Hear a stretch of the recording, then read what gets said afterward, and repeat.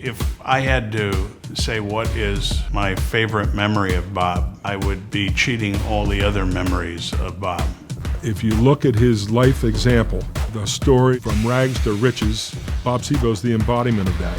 He's just one of those guys that's contagious. You want to be around him. I think Bob gives credit to BGSU for so much of his development, getting through ROTC, going into the Army after that, and then helped co-founding Paychex with Tom Golisano. But Golisano got him together and said, I've got this idea for a national payroll processing company, something that every little business in America could benefit by. And I think you're the kind of guy that could help me launch this thing.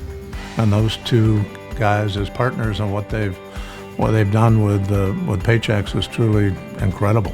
Bob and I first met after he'd been discovered by our athletic director and Scott Seeliger. We quickly became impressed with Bob and said we need him to get under the Bowling Green tent again and to hopefully be a trustee. As you know with Bob, it's and he turns in his chair, and because he hates to say no, but constant pestering him paid off. What made us so impressed with Bob from a board role was his energy, his enthusiasm, and Bowling Green has been the better because of that decision. Some people can light up a room all by themselves, and Bob was one of those. I think maybe his best quality is him being such a great role model with all of us, but especially with younger people. They come to the altar, they seek his counsel, he gives it gladly.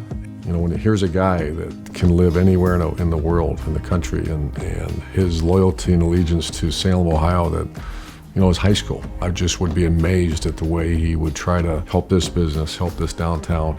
Yes, he came from humble beginnings, but he said we never thought anything of it. This was the kind of community that valued people for who they were. Here you drive into Salem, Ohio, and most towns like that in that part of the country are dead. Salem's not. And there's a lot of reasons why, but I do know that a big part of it's Bob Sebo. But I'd say Bob and Linda, they're a team. Linda is at his side at every step. Bob and Linda have always been supportive of our local school system. And that goes from everything from buying band uniforms to supporting the athletic program. They've taken a particular interest in refurbishing the old football stadium that was built about 100 years ago. So substantial are these gifts that the stadium is going to be named the Sebo Stadium. But he loves Salem, and he loves the people of Salem, and it's home.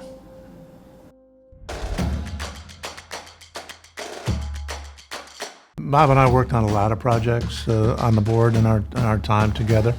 I think the most fun one that we were involved was the Sebo Center, and that was a dream that was drawn up by Urban Meyer on cocktail napkin. And we're sitting there just talking about what Bowling Green needs, just his love and appreciation for what the game of football did for him and what people like Earl Bruce did for him. When he went to Bowling Green, what that school did for him. So his idea, and it's actually Woody Hayes saying, is the pay forward approach. And he said, I need to invest back in my university. It's a first-class facility, whether it's the meeting rooms or the athletic facilities, the coaches' offices, and it all came together. There's not much that he doesn't have his fingers in. He's very, very active, and there's not a day goes by that his plate isn't full. Look at the footprints that Bob has made. Bob funded the Entrepreneurship Week at Bowling Green. And what E-Week has done for the reputation of the university is you just can't measure it, because one guy, Bob Sebo, stepped up and said, this is what I'd like to help do.